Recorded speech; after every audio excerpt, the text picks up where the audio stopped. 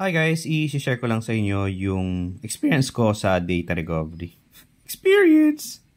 Wiminata. Okay, so ang provider na pinili ko is ISS Data Recovery. What happened was, may 4 terabyte ako na drive. I think 12 ko ito nabili. Ito is 1,000. Ito is mga 12 din. Ito is mga 1,000. So what happened was, nabagsak ko to.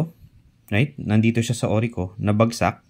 Dahil hindi siya Toshiba, wala siyang anti-shock. Tumutunog, no? So, ang hinanap ko is naghanap ako ng data recovery. Ito yung pinakamadalas na labas, ISS Data Recovery. I-share ko sa'yo, number 1, magkano inabot. Okay? Magkano inabot? And syempre, kailangan nyo malaman yung specs. Ito is a consumer grade na 4 terabyte na non-RAID setup. Okay? Ang ginawa ko is, gusto ko malaman kung paano magpa-recover. So, ang ginawa is pinadala sa kanila to. Buti naman, nag-aano sila ng Lala. Pinalala-move ko sa kanila. Tapos, nakalagay lang yung address ko at contact details. Sinurvey nila. So, ito yung surveillance fee. Parang initial diagnostic. May sinend sa akin report, pero hindi ganun ka-okay yung experience kasi hiningi ko pa yung report na yon para malaman ano ba yung sira. Tapos nakita namin madaming sectors. Sinabi lang kasi nila madaming bad sectors. Pero mas maganda siguro, mas professional kung pinakita nila yung report initially agad. Anyway, pinakita nila sa akin. Tapos sabi, sige, bubuksan na namin to. Tandaan nyo guys, pag data recover nyo na ang hard disk drive nyo, hindi nyo na magagamit. Once binuksan to, kahit naka-clean room, kasi kailangan clean room pag hard disk hindi na magagamit tong hard disk. Okay? So, anong ginawa nila? Tinanong ko initially kung pwede bang palitan yung hammer or yung disk dahil sira siya. Dahil tumatama na siya, no? So, gumamit sila ng donor para mabasa, pero hindi nila binigay yung donor part sa akin for some reason, no? And once binuksan, parang may pipirman ka, acknowledge mo na maano to.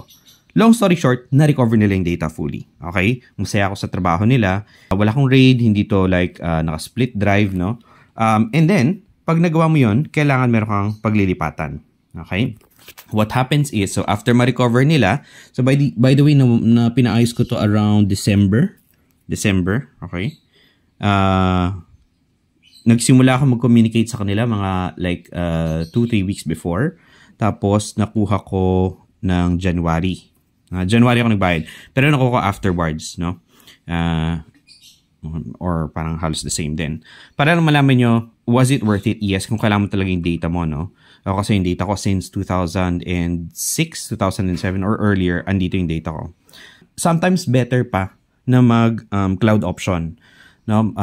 And the reason is, number 1, okay, yung inastos ko dito, ayaw nilang ilipat sa cloud kasi matagal daw, whatever, no? I think that could be another service that they can charge for. Pero yung ginastos ko dito, all in all, napilitang bili nito, 12, tapos pumili ako another 1,000 for this. Tapos syempre, 4 tera is not a common size. Usually mga 2 tera lang at hindi lahat ng motherboard supported yan, kahit laptops, no? Kasi malaki sa consumer, nagko-content creation ako, so malaking importance sa akin yung data. Nung time na nagpapa-ayos ako nito, no, pinapa-check nila yung files. So magkakaroon kayo ng remote session.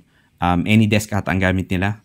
So parang yung nare-remote mo yung isang desktop, so parang gumawa sila ng instance or VM or parang remote access dun sa desktop para makontrol mo, para malaman mo kung ano yung files na nandun, para ma-check mo. So for that checking, for example, may file type ka na, for example sa akin Photoshop, tatanungin ka nila, kailangan mo ba nito, which is actually great, no? Kung wari, meron kang SQL, kailangan mo i-check doon yung database, kung mabubuksan mo, maganda kasi ginagawa nila yun. All in all, I'm happy with the service. 4 out of 5 could be better. Siguro lang mataas lang expectations ko, no? And inabot ng mga ganito and about a month or 2 or so. 2 or so, no? Not including, syempre, yung shipping fee. Siguro mga umabot ako ng 400, something like that. Depende na yun siguro kung gaano kakalayo. So, yun lang. Share ko lang sa inyo, guys. Hope makatulong sa inyo. Bye!